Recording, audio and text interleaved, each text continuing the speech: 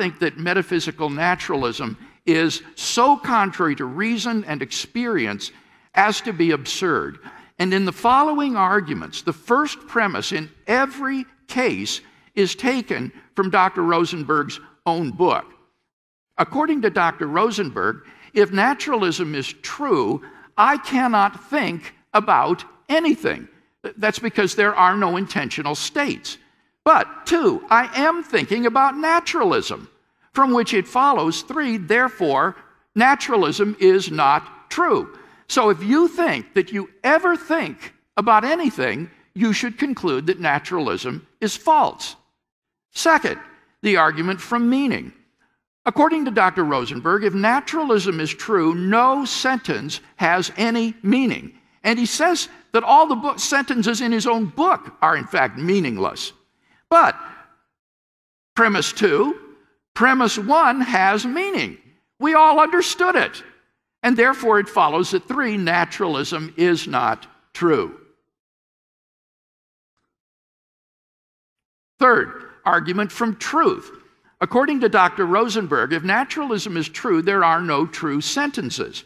And that's because they're all meaningless. But 2, premise 1 is true. That's what the naturalist believes and asserts, from which it follows 3, therefore naturalism is not true. Fourth, the argument from moral praise and blame.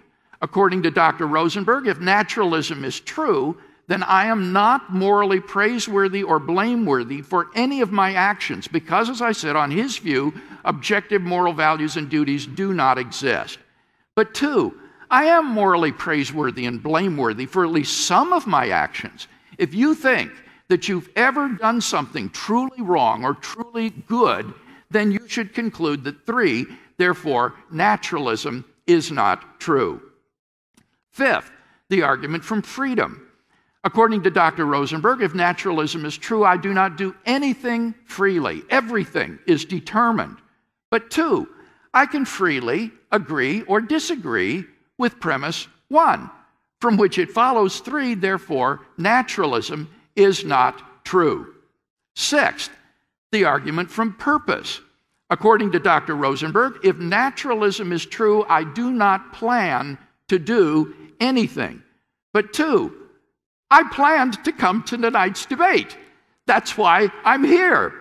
From which it follows 3, therefore naturalism is not true.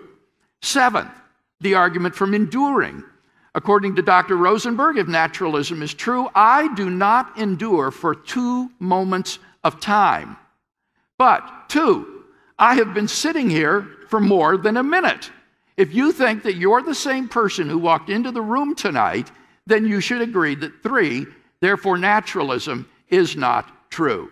And finally, the argument from personal existence. This is perhaps the coup de grace against naturalism.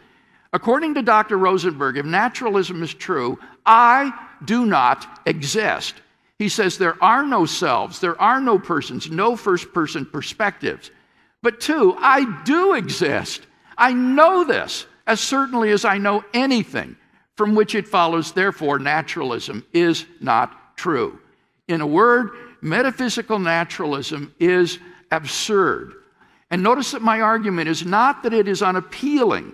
Rather, it is that metaphysical naturalism flies in the face of reason and experience and is therefore untenable.